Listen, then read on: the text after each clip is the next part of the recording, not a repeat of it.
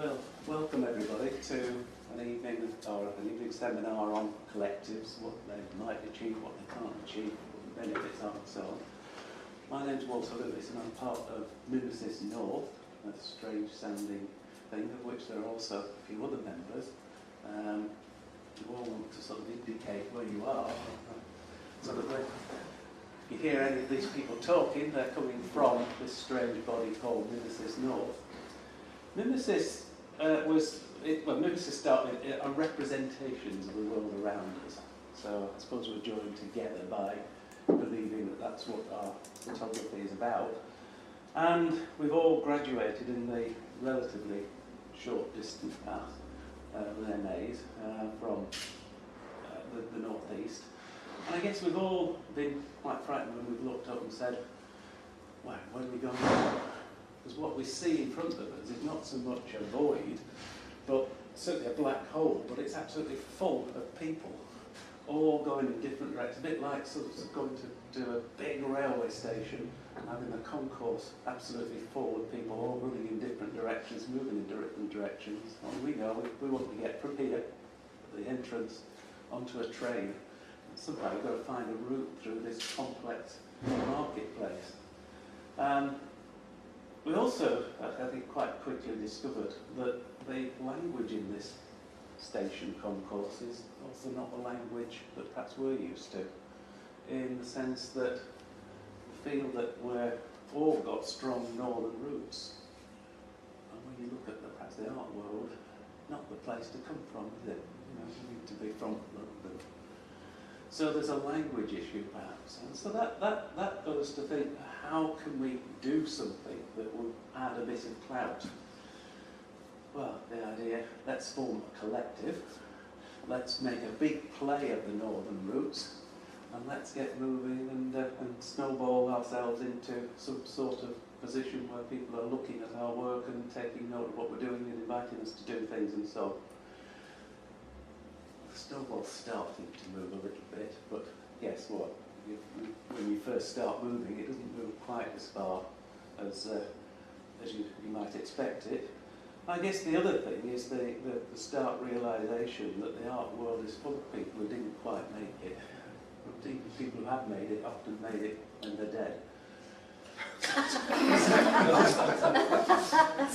So we're not unique, and that's where we came when we thought of this idea that, well, why don't we perhaps try and collect together thinking, ideas, thoughts, analysis of working together as artists in order to try and get somewhere, to get onto those trains of fame or whatever. Because it seems such an obvious thing to do, and yet at the same time a contradiction in terms. As artists, we're individuals. So what is the conflict there between being an artist but being also part of a collective responsibility? So what we've got planned for this evening is a couple of talks from people who've actually done it in different ways, and then we thought we'd open up the discussion so that we can start to build up, if you like, some facts and kill off a few myths about what collectives are capable of doing and not capable of doing, so that everybody is a little bit wiser, because we get everybody's faced with this question of how do I achieve a position of people taking notice of my work? If we weren't looking for that, then I guess we wouldn't be artists. So is everybody happy with that? Nobody thinks they've come to a lottery draw or anything? No? And anybody want to add any issues or put any specific questions down that you'd like to see addressed? Everybody awake? Okay, well, in that case, we'll give our speakers complete freedom to talk as they choose. No particular questions to answer, other than what works in collectives or what worked in your collective. And to kick us off, we've got Richard Glynn, who's from what the website describes as a feisty little collective based in Darlington. And what we've got is Richard is the testosterone bit of that feisty little collective. And he's going to tell us what it is that puts the feist into wide-eyed. So Well, thank you. Well, firstly, thank you very much for asking us along this evening. As Wide-Eyed, we are 3 people. There is myself as Richard, there is Lucy, Caroline, and Louise Taylor as well. And I don't know who's the most testosterone fueled, really.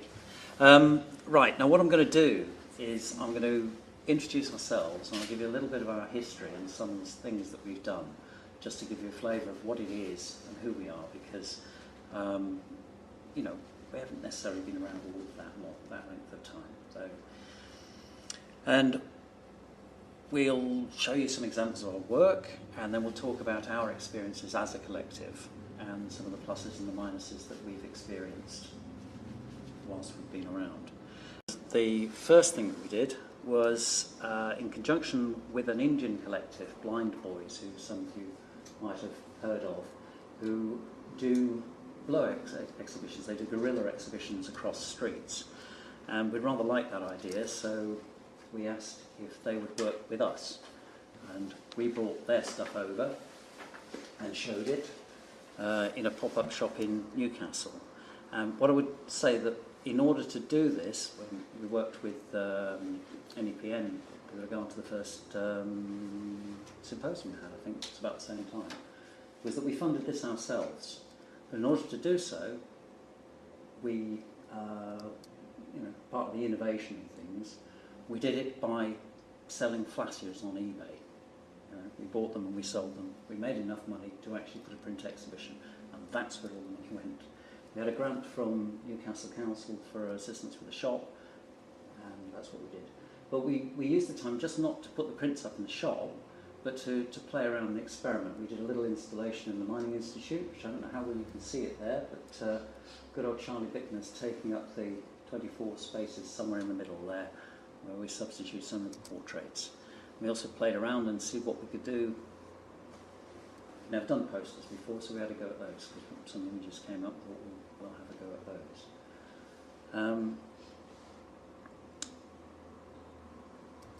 Right, and that was how we changed the shop to actually put it in. So that was followed, I mean that led into other things. So we'd worked with Blind Boys, and they asked us if we would take part and send some of our stuff across to one of their guerrilla exhibitions in Mumbai. Now, one of the exciting things that came out of that was the innovation that came out, because we did experiment with forms of display, and we were experimenting with trust across continents.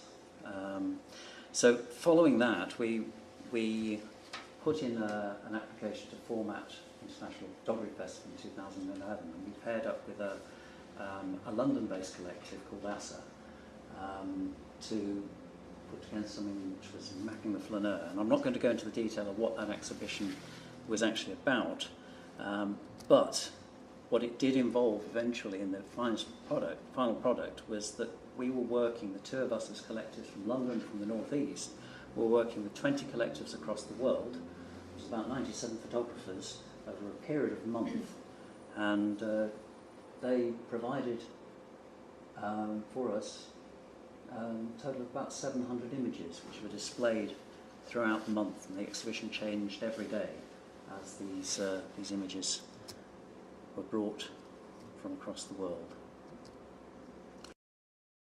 One of the other things we've been involved with, we've done some work for international photography festivals. We've also undertaken some residencies. Very often we've generated those residencies either by invitation through people we've known, or we've usually self-funded largely, because when you get the opportunity to go somewhere nice, you might as well have a purpose when you're doing so, enjoy doing it. You're going to go and make work, go and have fun doing it. This was a residency out in down in the Loire Valley, where we travelled for 2 years, a period of 2 years. We went back for the vendange, making wine. And when we did so, after the first year, we took back the images that we'd made in the first year. So we went back the second year, for the second year. We took back the images in the form of an exhibition which was a newspaper. And with 2 of these newspapers, you could take them apart and you'd hang them up and you had an instant exhibition. It's a lot easier to carry when you're travelling around. So again, innovation and playing around with things as much as anything else. So that's kind of a bit of history about, you know, what we've been up to over the last few years. So I guess we should maybe have a talk about how we work as a collective. So quite simply, there's 3 of us. We sometimes work together, we sometimes work individually, we sometimes work in pairs. But either way, we kind of support each other, whether that's with peer review, criticism, equipment, you know what I mean. We you know, always on the phone to each other getting advice if required. We have quite a supportive relationship. Yeah, we've got joint resources. That's kind of one of the main reasons why we got together in the first place when there was more of us, is to share resources. So we still have those joint resources, like we share a high-end scanner. Richard, for example, has got a really good printer that that I can use. So that's really useful. We love trying new ideas, new materials, as you've seen in the presentation here. How we're structured, we've got a bank account with 2 signatories. We're quite business-like in a way. We have regular AGMs as a way to review what we've been up to and where we're going to head in the next year. We're a bit nerdy and we do profit and loss accounts to make sure we keep track of our little money that comes in and out of the account. And we have probably the most basic constitution you could ever wish for, which seems to be sufficient to secure bits of funding that we've had in the past. So we're happy with that. What else? It's a fairly informal structure. We have fun as well as work together. And where possible, most decisions are kind of a shared decision. We try to discuss things and come up with a joint decision on whatever the problem is. We're a non-profit group, so there's a couple of shows that you've seen up there where we've managed to recurate the work. Mapping the flaneur turned into remapping the flaneur. Foreign Bodies then turned into the Foreign Bodies the book. And basically this is as a result of, sometimes you get a bit of funding and you manage to not necessarily spend it all. So you kind of squirrel it away and reinvest it into something else. So we've made good use of what bits of money we've got. Right. Okay. Collectives. There's a very apposite quote from Jean-Paul Sartre. L'enfer, c'est les autres. Hell is other people. But unfortunately, or fortunately, within the arts, or in the nature of art, you cannot